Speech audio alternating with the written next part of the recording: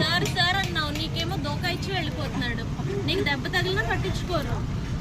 ఆయన ఎవరో కనుక్కొని స్కూల్కి వెళ్ళి తీసుకుంటారు.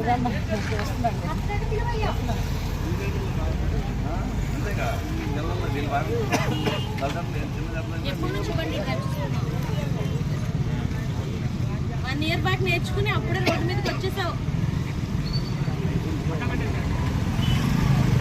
వేరే ఫ్రెండ్స్ కూడా ఇట్లానే నడుపుతున్నారా? స్కూల్లో అందరికీ బెస్ట్ డ్రైవ్ చేస్తావా? నాట్ సేఫ్ రా, నాట్ డ్రైవ్.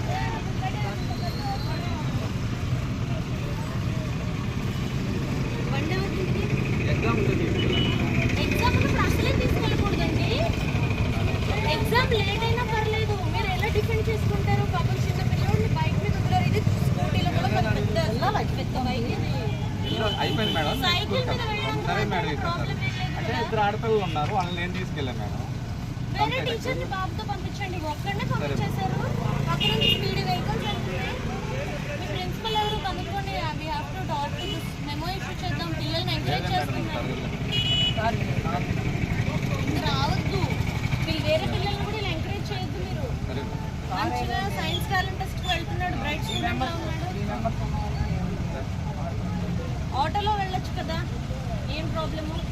హ్యాపీగా వెళ్ళొచ్చు. ఆటో ఏమైనా దొరకలేదా? బండి పక్కన పెట్టండి. ఇప్పుడు బైక్ డ్రైవ్ చేయదు. 18 years వచ్చాక లైసెన్స్ తీసుకుని డ్రైవ్ చేయి. సైకిల్ మీద దీని